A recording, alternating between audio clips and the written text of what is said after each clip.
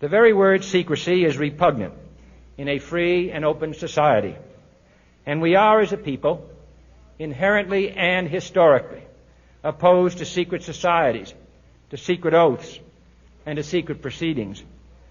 We decided long ago that the dangers of excessive and unwarranted concealment of pertinent facts far outweighed the dangers which are cited to justify it.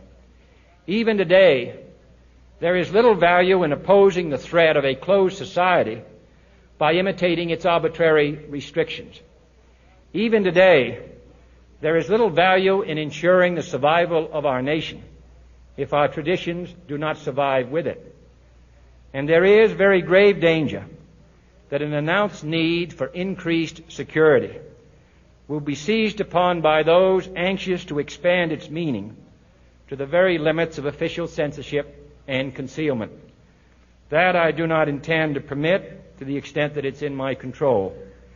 And no official of my administration, whether his rank is high or low, civilian or military, should interpret my words here tonight as an excuse to censor the news, to stifle dissent, to cover up our mistakes, or to withhold from the press and the public the facts they deserve to know. For we are opposed around the world by a monolithic and ruthless conspiracy that relies primarily on covert means for expanding its sphere of influence, on infiltration instead of invasion, on subversion instead of elections, on intimidation instead of free choice, on guerrillas by night instead of armies by day. It is a system which has conscripted vast human and material resources into the building of a tightly knit, highly efficient machine that combines military, diplomatic, intelligence, economic, scientific, and political operations. Its preparations are concealed, not published. Its mistakes are buried, not headlined. Its dissenters are silenced, not praised. No expenditure is questioned, no rumor is printed, no secret is revealed.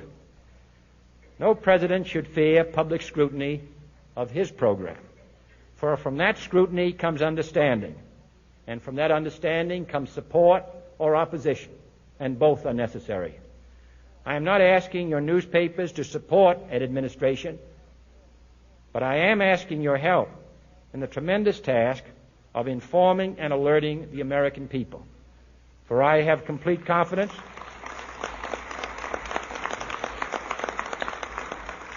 in the response and dedication of our citizens whenever they are fully informed. I not only could not stifle controversy among your readers, I welcome it. This administration intends to be candid about its errors. For as a wise man once said, an error doesn't become a mistake until you refuse to correct it. We intend to accept full responsibility for our errors, and we expect you to point them out when we miss them.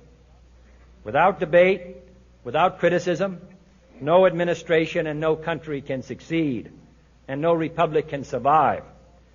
That is why the Athenian lawmaker Solon decreed it a crime for any citizen to shrink from controversy.